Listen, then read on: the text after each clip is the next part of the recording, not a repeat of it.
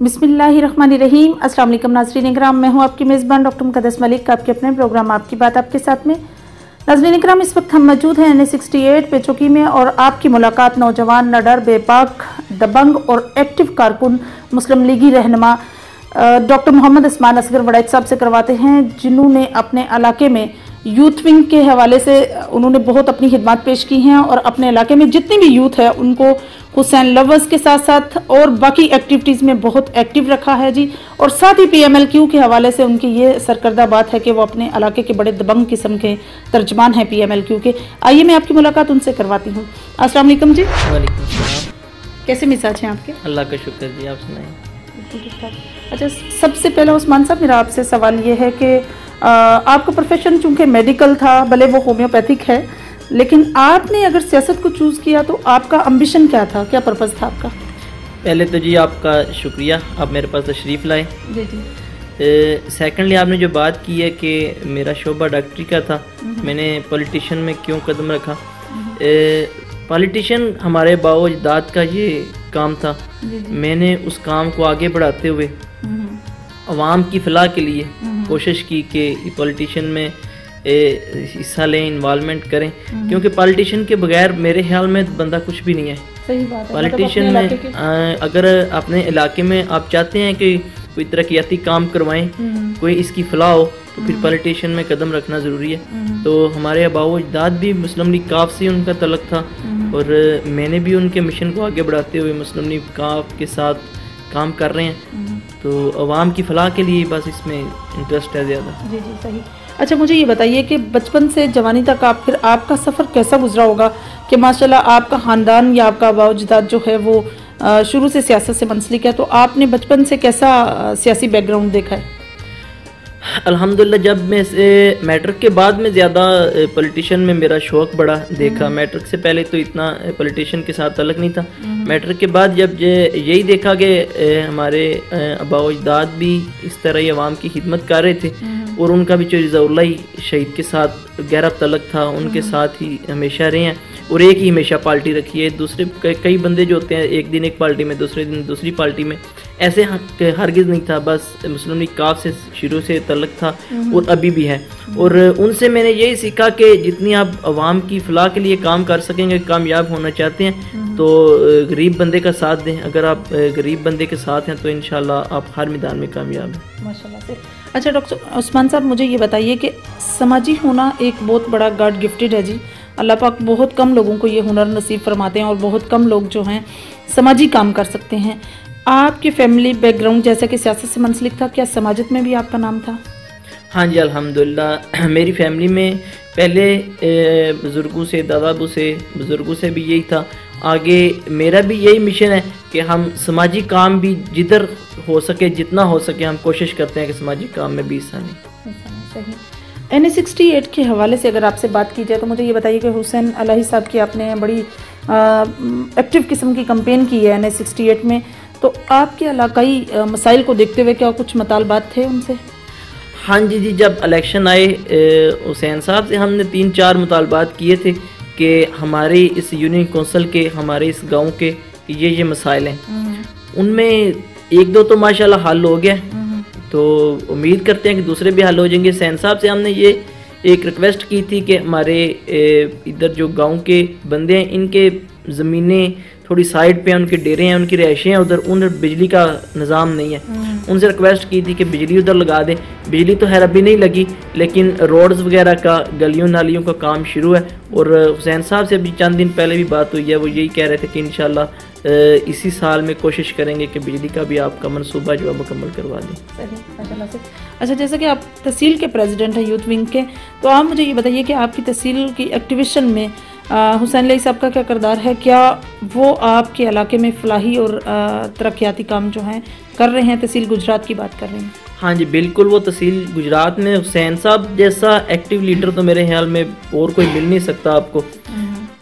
इधर फलाई कामों में भी, समाजी कामों में भी हुसैन साहब को हमने जब भी बोला है कि इस बंदे की, अगर किसी बंदे की हेल्प करने के बारे में बोला है कि इस बंदे की हेल्प यहाँ पे करनी है, अल्हम्दुलिल्लाह वो उसी टाइम कोशिश करते हैं कि इस बंदे का काम हो। और 24 घंटे हमसे राब्ते में भी हैं और हर बंदे का काम भी कर रहे हैं, एक्टिव भी हैं और माशाल्लाह से मेरे ख्याल में हुसैन लाई जैसा लीडर उनकी सेकंड आपको किसी जगह मिल नहीं सकता, मतलब ऑप्शन नहीं मिल सकता। नहीं माशाल्लाह से नो डाउट जी। अच्छा मुझे ये बताइए कि अब थोड़ा सा सियासत से हटकर मैं आपके प्रोफेशन की तरफ आती हूँ। तो अगर बात प्रोफेशनलिज्म पर हो तो मुझे ये बताइए डॉक्टर उस्मान साहब के होम्योपैथिक और एलोपैथिक में क्या डिफरेंस है, और इसमें इस ट्रीटमेंट में रिकवरी की कितने परसेंटेज जो है आप जल्दी मतलब के कर सकते हैं, कैसी एक्सपेक्टेशन जो है एक पेशेंट रख सकता है कि वो कितने जल्दी वो रिकवर करेगा इसमें? जहाँ तक एलोपैथिक और होम्योपैथिक का तल्लुक है, एलोपैथिक में ये है कि पेशेंट की डिजीज़ जो है वो जड़ से ख़त्म नहीं होती। ये मेडिसिन खाता रहे तो आराम रहता है, मेडिसिन छोड़ेगा तो फिर वही है। मेडिसिन छोड़ने वाला तस्वर एलोपैथिक में है नहीं। सेकेंडली एलोपैथिक में ये है कि अगर सपोज किसी बंदे के किडनी स्टोन है या गाल ब्लैडर में स्टोन है, उसका ऑपरेशन ही है।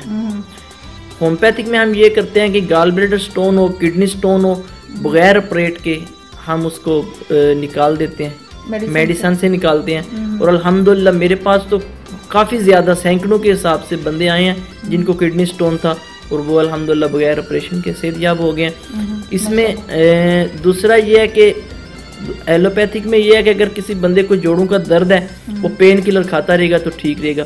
पेन किलर आपको भी पता है जब बंदा खाएगा उसकी किडनी पे इफेक्ट होएगा। तो होम्योपैथिक में हम उसको अल्हम्दुलिल्लाह ड्रॉप्स देते हैं और कोशिश करते हैं कि मरीज़ विद इन 1 मंथ और 2 मंथ बिल्कुल ठीक हो जाए। और बड़े बंदे हैं जो तंदुरुस्त हो रहे हैं अल्हम्दुलिल्लाह और उनका कोई साइड इफ़ेक्ट्स नहीं हो रहा। मतलब किसी किस्म का एडवर्स इफेक्ट इसका नहीं, इसका कोई बिल्कुल होम्योपैथिक में साइड इफ़ेक्ट नहीं है। ये है कि इसमें इलाज में थोड़ा टाइम लगता है।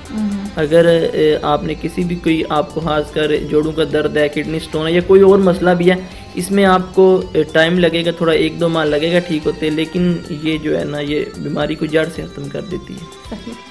तो इसका मतलब ये हुआ कि इसमें शरह जो ट्रीटमेंट की है मतलब रिकवर करने की ज़्यादा है एलोपैथिक की निस्बत। हाँ जी, रिकवरी जो है ना ये होम्योपैथिक में ज़्यादा है। पेशेंट को मुकम्मल सेहतयाब होने में अगर चाहिए तो ये होम्योपैथिक में ही मेरे ख्याल में तो मुमकिन है। सही।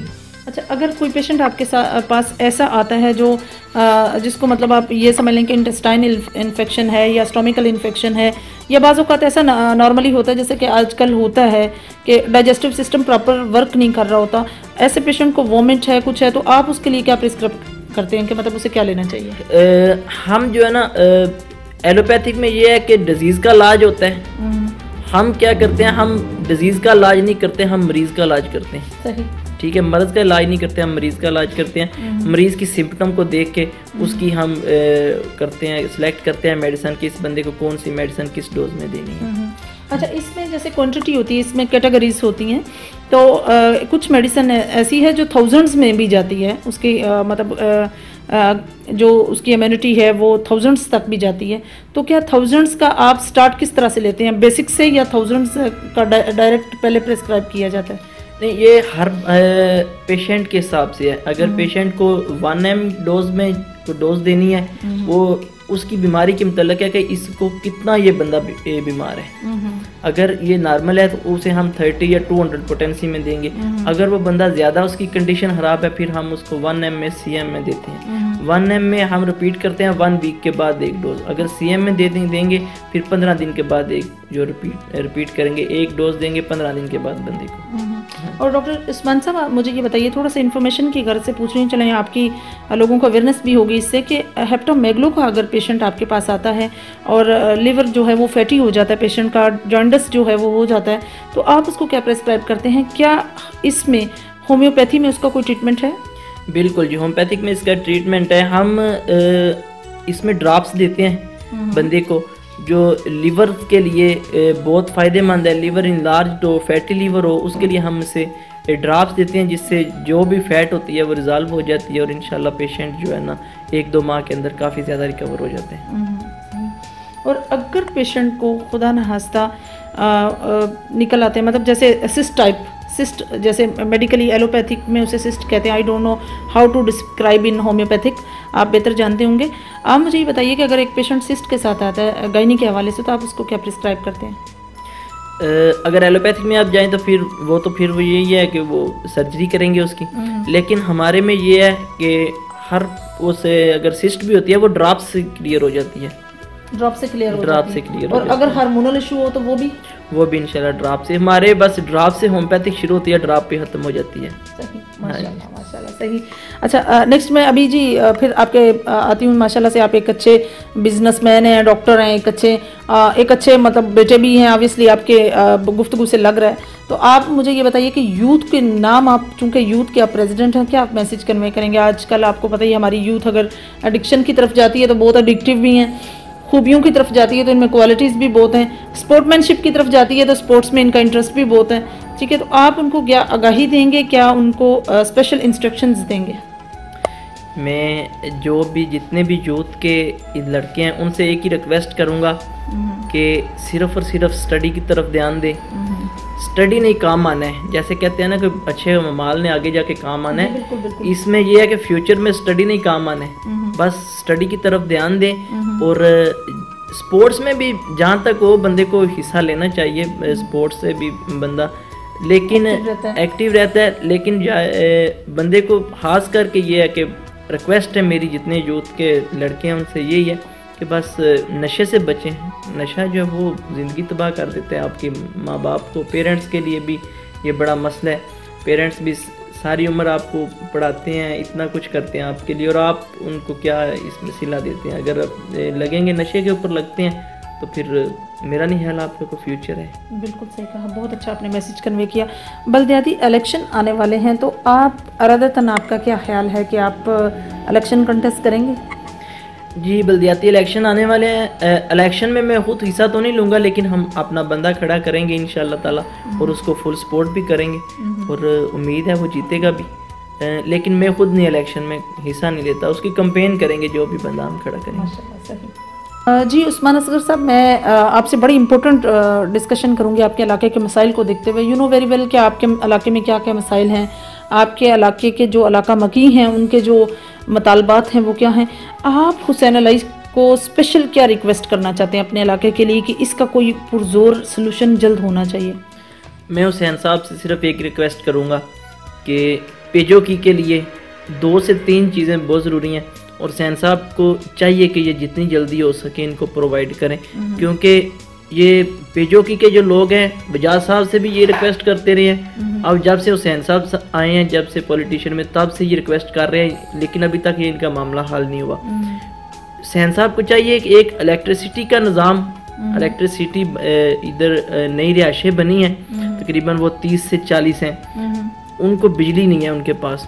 मैं हुसैन साहब से रिक्वेस्ट करूंगा कि एक तो उनको बिजली प्रोवाइड की जाए और दूसरा ये पेजोकी में एक सीवरेज का बिल्कुल कोई सिस्टम नहीं है, सीवरेज के कोई निज़ाम नहीं है। सीवरेज को उन्हें चाहिए कि एक सीवरेज का सिस्टम हमें कोई करवा दे और इलेक्ट्रिसिटी का काम करवा दे। 2 ही काम है हमारे मेन, सिर्फ ये हो जाए तो मेरा ख्याल है कि और तो सारे हमारे काम क्लियर हैं। जी तो नाज़रीन इकराम, ये थी डॉक्टर मोहम्मद उस्मान साहब की गुफ्तगू जो आप लोगों ने सुनी और बहुत अच्छा डिस्कशन दिया उन्होंने, बहुत अच्छी गुफ्तगू की। और साथ ही होम्योपैथिक का डिफरेंस जो उन्होंने अपने विजन के मुताबिक दिया वो यही है कि जी इसमें रिकवरी बहुत जल्द है और ड्रॉप से स्टार्ट होकर ड्रॉप तक ख़त्म होता है, लेकिन इसका सलूशन है। और इसमें भी कोई शक नहीं जी, एलो जो है it's related to steroid, you know very well about this, कि इससे आप जब लेते जाएंगे लेते रहेंगे तो फिर ही ठीक रहेंगे। आफ्टर इट अगर आप इसको कुछ टाइम के लिए गैप देते हैं, छोड़ देते हैं, तो वही साइन सिम्टम्स दोबारा से आपकी बॉडी के अंदर स्टार्ट हो जाते हैं। और साथ ही उन्होंने सियासत के हवाले से जैसे चौधरी हुसैन अलाई साहब को अप्रिशिएट किया कि किस तरह के वो एक्टिव जो हैं MNA हैं और कितना एक्टिव वर्क कर रहे हैं और जिस तरह से वो इलाकाई मसाइल को ज़ेरे नज़र रखे हुए हैं, ये बहुत ही अप्रिशिएटेड बात है। इंशाल्लाह मेरी और आपकी मुलाकात होगी फिर किसी नए प्रोग्राम में, तब तक के लिए इजाज़त चाहती हूँ। अल्लाह हाफिज़।